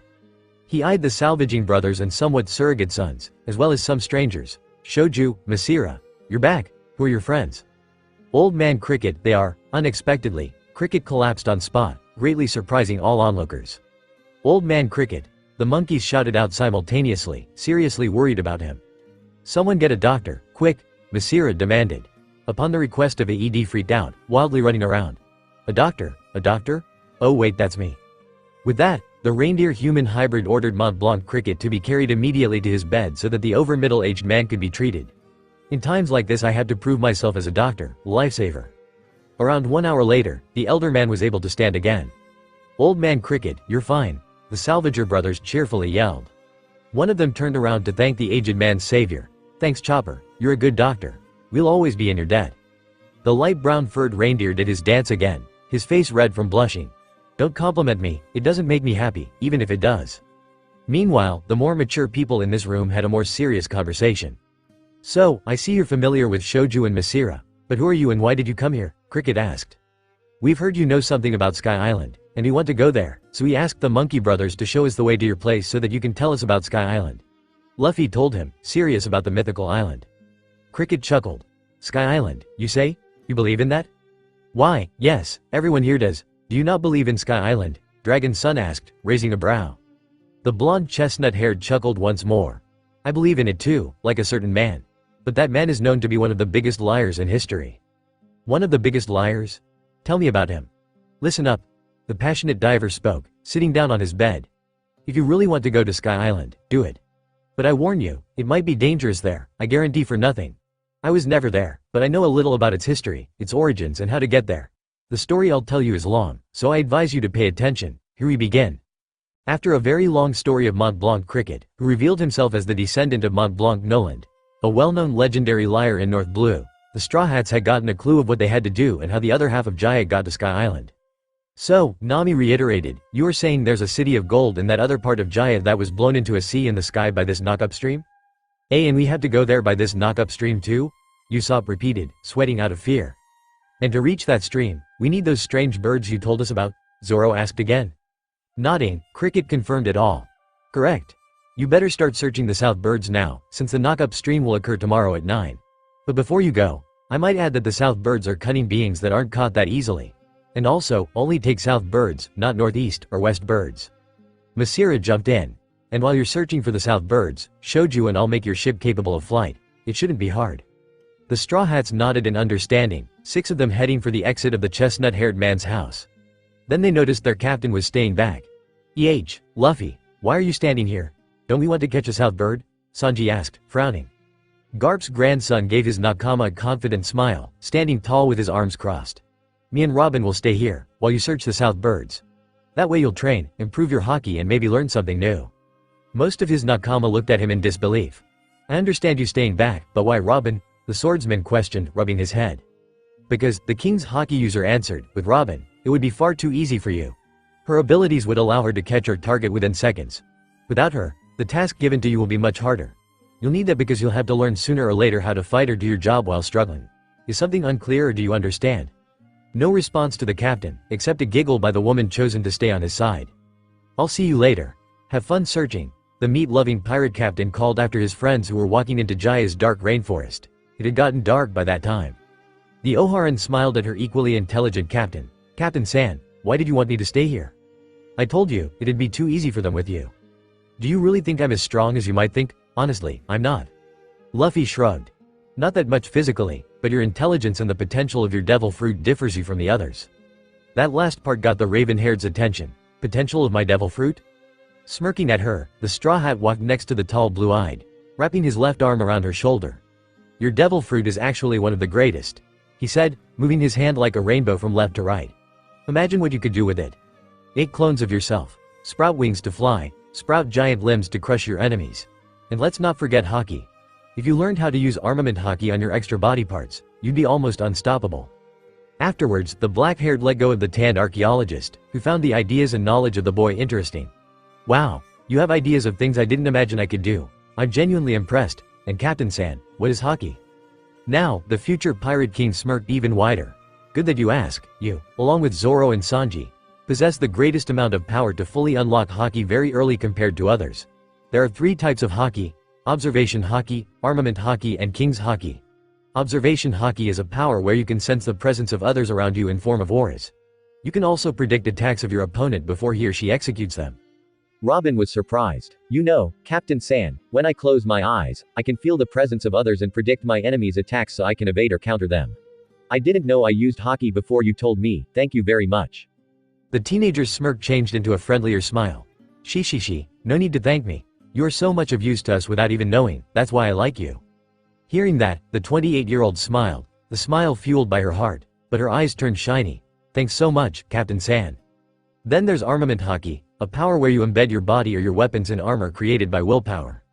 Strong armament haki turns the parts you embedded with it black, weak haki stays invisible. At last there's King's haki, the most powerful type of haki. Unlike the previous 2 versions, King's haki cannot be awakened by everyone.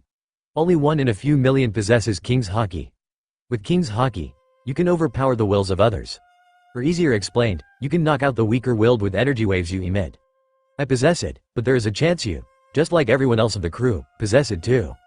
My. The ex-scholar spoke, recovering from her touched state. You are really powerful. Once again, the 17-year-old shrugged. I know that I'm powerful, but I really don't like to brag. And about your haki, from now on, I'll be training you. She giggled again. Why me, Captain San? Simple. The rubberman answered. Zoro's too much of a good match for Sanji. They aren't best friends for no reason, even if they won't admit it. Nami and Usopp are better off by themselves. Their power levels are pretty much equal. Happy with that decision, the Oharan nodded again. Duh. Her sentence was interrupted by a call from one of the Ape brothers, Masira. Luffy, we've got a problem. Someone's going to attack us. The 2 rushed outside to where they were, Shoju, Masira and Cricket, the founders of the Sarayama Alliance. After leaving the stonehouse, Luffy and Robin saw the aggressors. It was Bellamy and his crew, the infamous and hated Bellamy pirates. Cricket, you old fart, hand over your gold bullion if you and these overgrown apes don't want to get hurt. As he tilted his head slightly to the left, the tanned blonde noted a certain Straw Hat who thrashed him earlier. Thango fanboy clenched his teeth and fists in anger and fear. Bellamy, don't do anything stupid if you know what's good for you. Stay out of this, the pirate captain with a blue captain's code screamed. I want this geezer's gold, and I'm gonna get it. For the 3rd time, Cricket chuckled. Kid, I wouldn't be that sure about it. Don't underestimate the Sarayama Alliance. Bellamy took the old man's words as a challenge. Swiftly, he turned to his crew, viciously grinning. "Everyone, look at my powers. I ate the Bane no mi, which turned me into a spring human." The 55 million berry rookie fixed his head back on his target, the brown-furred monkey-like man, before licking around his mouth with his tongue.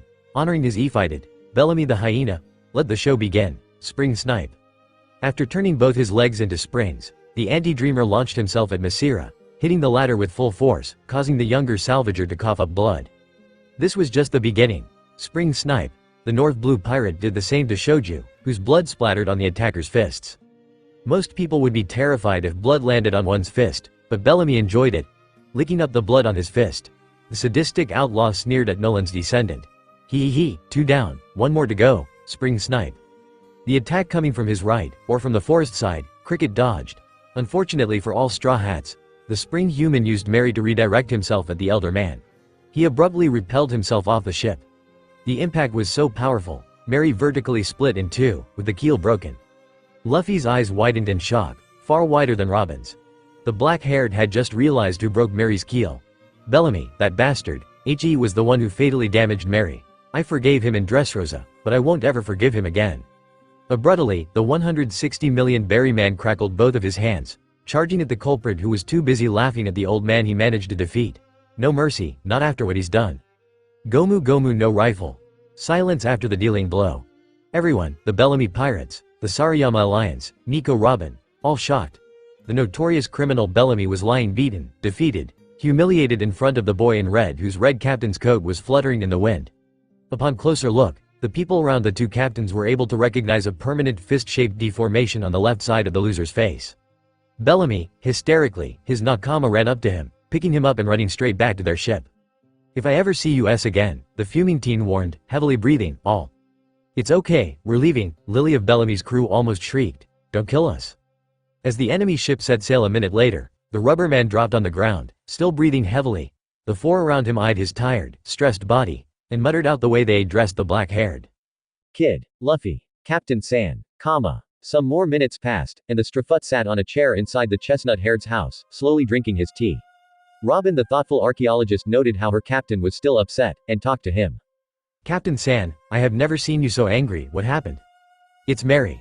The 17-year-old explained, still intensely glaring. "That son of a bitch broke Mary's keel." A ship's keel is basically the backbone of a ship. I think it's pretty clear now Mary's irreparable and won't get extremely far, isn't it? The calm and collected raven-haired didn't understand and stared at him, neither in a mocking nor in an understanding manner. A good ship is more than just a means of transportation. If you care enough for a ship, its spirit will show itself to you. Any ship has a soul, so does Mary. And Bellamy just sped up the death of Mary. It's sad, so sad. Now the blue-eyed did kind of understand. A ship has a soul and can really die, sad if you think about it. Just then, the other Straw Hats arrived from Jaya's rainforest, covered in sweat and dirt. Alongside them a tied-up colorful bird which was cursing the 5 in his native language came. "Luffy!" the sniper exclaimed, shocked and upset. "What happened to Mary?" "Some fucking jerks damaged it." Garp's grandson responded absent-mindedly. But Masira and Shoju said they'll repair and modify it all night long. So yeah, there's nothing much to worry about. The tanned Oharan was confused. Previously, he told her the ship was irreparable, but now he said there's nothing much to worry about. "Captain San, why are you—" "Robin, let's talk later, alone." Although she wasn't satisfied with that response, the tall woman nodded in understanding. It was close to midnight, some more hours passed. During that time, the 5 Straw Hats searching South Birds complained to their captain how much of an ordeal all that was, despite improving their mental and physical skills and abilities. Now that they were sleeping, the 28-year-old met up with her straw-hatted captain in order to talk about what happened previously. "Captain San, why did you lie to Sniper San about the ship's condition?" After taking a deep breath, the boy in red looked in his archaeologist's eyes for a few seconds before speaking. "Because Usopp shares the strongest bond with Mary. Mary was given to us by Kaya, Usopp's girlfriend. It would break his heart to know the most sincere present given to him by his crush will no longer exist soon. That's why I lied. I am prepared for Mary's death, and will shed tears once that happens. It's inevitable." Totally understanding, the Buster Call survivor tried to lighten up the caring pirate's mood. "It's fine, Captain San. You care so much about your nakama. You seriously need someone caring about you the same way you care about them. It's just," he began, "I don't want an escalation between Usopp and me once that time comes, not again." "Not again? What do you mean by that?" Did Sniper-san and you have a big fight before I joined? Shit, I have said something I shouldn't have said by now. Letting out a chuckle out of despair, the spiritually 29-year-old revealed something important very early. No, I mean yes. How do I express this? I have a big secret I didn't plan on revealing until a specific time. But since you are trustworthy enough to know, I can tell you now, can I? You have my word, I won't tell anyone, the 79 million berry woman reassured him. Good. The truth is, I have lived once before. As weird as that sounds, I have. In my former life, I was a pirate too. A pretty good one actually, almost pirate king. You were part of my crew, just like everyone else right now and also some people you'll meet in the future.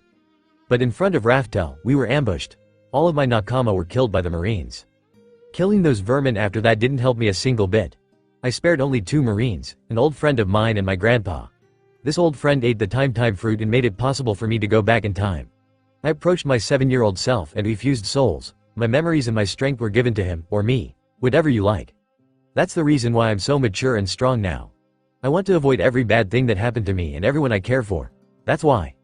Unexpressibly shocked by this, Robin opened her mouth in disbelief, gaping at the technically 29-year-old kid. Is all this true? Yes, don't worry, I will not be unable to save you this time. This also goes for my other nakama. But I can't do that alone. I'm not wanting to make you stronger for no reason. If you are too shocked by this and don't want to continue sailing with me, then I'll accept it. I can't force my dearest to do something they don't want to. Suddenly, Dragon's son felt a light slap on his cheek. Captain San, you are my captain and very intelligent, but you just said something incredibly stupid. As if I'd want to leave because of this.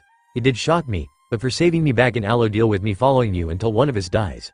And since you have the power to prevent that, I'll be with you until the very end, and I'll be enjoying it with every single bit of my heart. Luffy gave his archaeologist a relieved smirk. Until the very end, you say? The raven-haired beauty smirked back. Yes, until the very end, with all my heart. After smirking at each other and then wholeheartedly laughing for about a minute, the dark-haired duo decided to go to sleep, arms wrapped around shoulders. Sky Island was waiting for them. At 8 in the morning, the Straw Hats woke up. Getting outside, all Straw Hats were happy to see their currently favored ship, merry, modified and repaired. Cricket, Shoju and Masira have been working all night long on the small, yet happy ship. The modified look of Mary wasn't much different, except it had wings on both sides. Sugui, the sharpshooter and doctor exclaimed, stars in their eyes. Sky Island, Sky Island. So, we're really going to Sky Island? The green-haired questioned, excited inside. You can count on it, the rubber man said. Yosh, let's get going, we can't miss this chance. A minute passed, the Straw Hats all went aboard. It was this moment, Mont Blanc Cricket decided to say something. Straw Hat, if you reach Sky Island, let me know Nolan didn't lie. Smiling, the Straw Hat reassured the old man. I will, Cricket-Asen. With that, he ordered the lifting of Mary's anchor, setting sail. The way to the spot the knock-up stream would show up wasn't that short, and took them some time. Shoju and Masira's ships accompanied them. Thank you for everything, Cricket-san, Asen. 55 minutes passed, and going Mary was on the exact spot the knock-up stream would occur. The sky turned dark, indicating the massive blow of water. But that wasn't the only dark thing. In the far, Luffy could see Blackbeard's raft approaching. The trader's crew members were also there, Van Augur, Jesus Burgess, Doc Q and his horse Stronger. Zihahahaha, Pirate Hunter, Straw Hat, your bounties will be mine. Oi Luffy. The vice captain spoke. Isn't that the dude from the bar? What's he doing here? Blackbeard, fucking Blackbeard, come closer so that I can punch you into the ocean, you fucker. Masira and Shoju, unaware of their relationship with the future Shichibukai, let the raft pass. Suddenly, earlier than expected, before the Blackbeard pirates could come close to Mary, the water under the ship bulged out until the point where it was all knocked up. Grab onto the railing or mast, the ship is going up. The pirate captain ordered before the ship was sent flying in the air. And when the ship was flying, it was spectacular. Wind blew on the faces of the comparably small crew, while Mary was rapidly ascending. It's incredible, the cook shouted, laughing out of joy. It felt like his heart had gotten lighter. Sugui, the reindeer exclaimed out of happiness. Normally, he'd be scared, but at times like this where adventure was awaiting him, he got over his fear. The 60 million berry man simply smirked, proud of his captain, proud of his crew, and proud of himself for making it that far. Can't we go a little slower? The marksman yelled, his nose hanging down due to the wind. Sorry, we can't. The navigator answered. If we slowed down, our ship would fall down to its doom, along with us. I wish I hadn't asked, foo. The ex-scholar giggled. Wait for me, Anil. I'll kick your ass to the moon again. Skype at quadruple A. Continuously rising, Mary disappeared within the dark clouds, awaiting a completely new kind of sea.